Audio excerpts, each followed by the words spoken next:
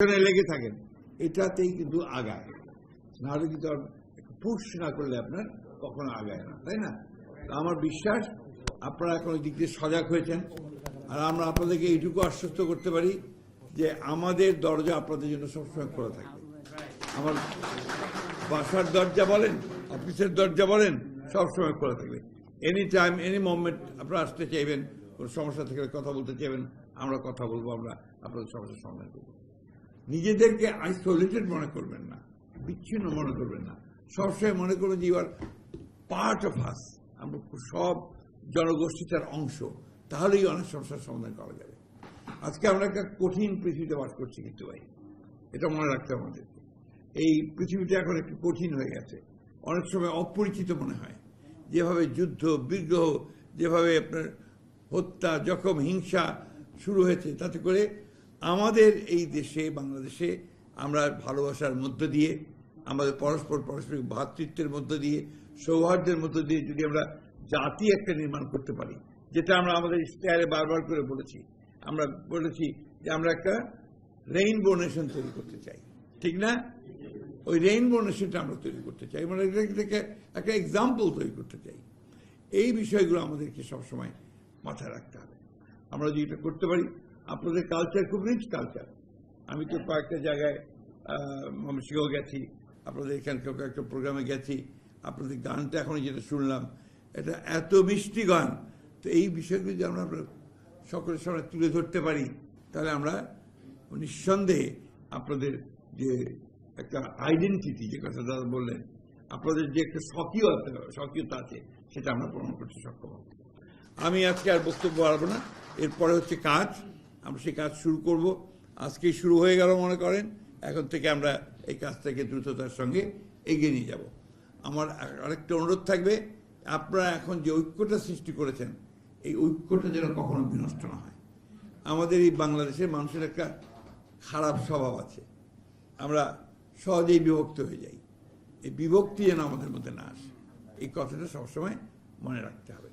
এবং আমি বিশ্বাস করি আপনারা সবচেয়ে সহজ সরল মানুষ।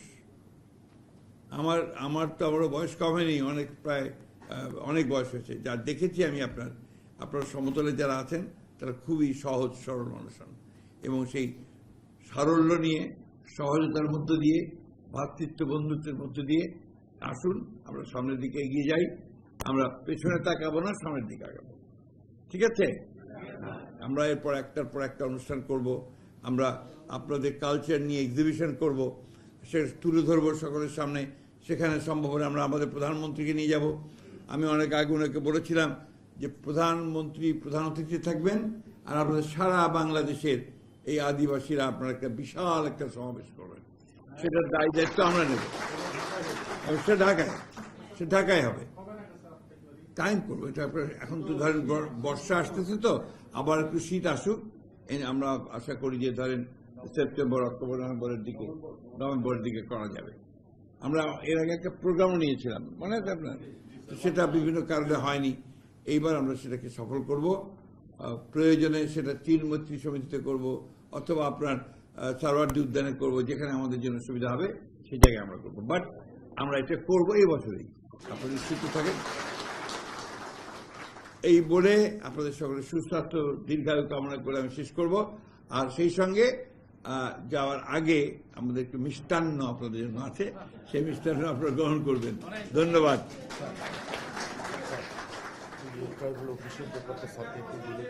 ওটা আমি করবো, ওটা আমি নিশ্চিত থাকি।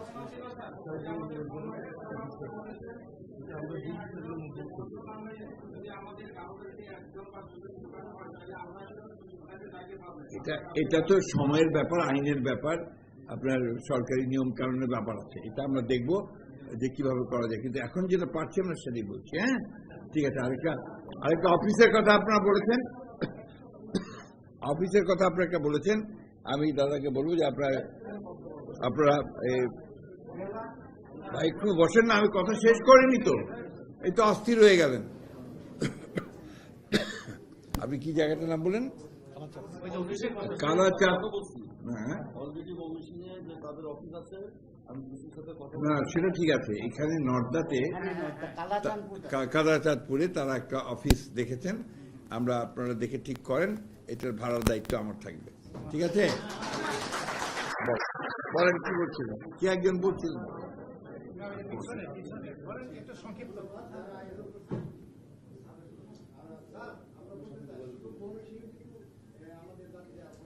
না সেটা বলে নিতে হবে, সারা দেশ বলছি তো, সেটাই তো বললাম সারা দেশের। আপনি আবার এই বিভাজন সৃষ্টি করবেন না।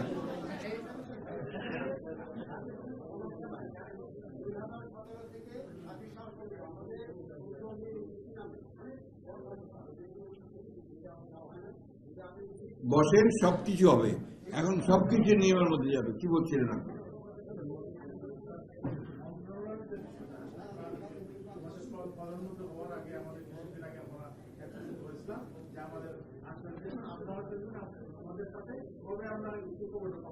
ঠিক আছে, থ্যাংক ইউ, অনেক ধন্যবাদ আপনাদের। তো আমার মহিলা একজন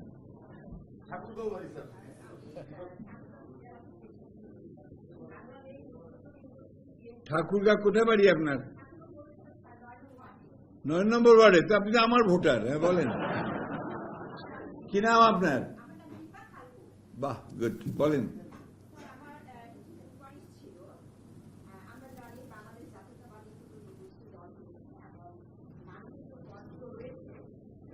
আমি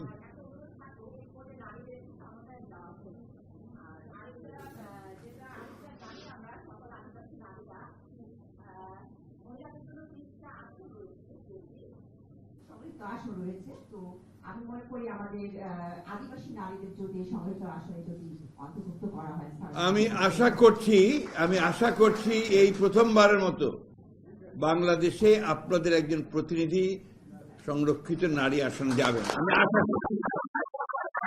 আমি দিয়ে চলেন, আই রিকলফাই ব্রাকে কাজ সময় লাগবে, নাই শেষ করতে হবে তো। আর আমি ওরাও সম্প্রদায় নিয়ে আমাদের দিনাজপুর সরকারি কলেজে নাকি স্যার নাকি পড়াশোনা না, উনি প্রভাষক ছিলেন। আমি পড়িয়েছি ওখানে দীর্ঘদিন, আমার বহু ফ্যান আছে দিনাজপুরে। আপনার নাকি মুদ্রাউরা নাকি আপনার ফ্রেন্ড ছিল। কে কে? মুদ্রাউরা, হ্যাঁ উনি বিএনপি, আমার মামা, হ্যাঁ। উনি বিএনপি থেকে উনি অবশ্য নির্বাচিত হতে পারেন, তখন কিন্তু উনি বিএনপি পার্টি করতো। জি জি জি জি। ভিডি হাকিমপুর থেকে। তো আমাদের ওখানে দিনাজপুর এই সরকারি কলেজের সামনে আমাদের ক্ষুদ্র নিগোষ্ঠী শিল্পকলা একাডেমি হয়েছে স্যার। জানি আমি। হ্যাঁ, সেই একাডেমিতে এখন যে ফ্যাসিস্টরা আছে তারা কিন্তু আমাদেরকে, আমি 89 সাল থেকে সেখানে আমি ছিলাম শিশু শিল্পী হিসেবে, এবং আমাদের প্রধানমন্ত্রী বেগম খালেদা জিয়া যিনি আমাদের সুন্দরবন ওখানে মাটি উত্তোলন করতে গেছিল এবং মাটি খনন করছে, সেটাকেও আমি তার অনুদান পেয়েছিলাম 95,000 টাকা। এবং শিল্পকলা একাডেমিতে আমাদের অনেক বাদ্যযন্ত্র কিনা হয়েছিল। সেখানে যে ফ্যাসিস্টদেরকে এখন ওখানে রাখা হয়েছে, সেই ফ্যাসিস্টরা আমাদের ওই জিনিসগুলো সম্পূর্ণ। আচ্ছা, এখন একটা আমি অনুরোধ করবো আপনাকে, আমি সেটা হচ্ছে যে আপনি অনুগ্রহ করে এই বিষয়গুলো লিখে আমাদের দিনাজপুরের জেলা প্রশাসকের মাধ্যমে যদি পারেন আপনারা প্রধানমন্ত্রীর কার্যালয়ে পাঠিয়ে দেবেন, অথবা ডাক্তার জাহিদ আছেন আমাদের সমাজ কল্যাণ মন্ত্রী আপনাদের দিনাজপুরের বিরামপুরের, তার কাছে পৌঁছে দেবেন, আমি সেটা পেয়ে যাবো, আমরা পেয়ে যাবো।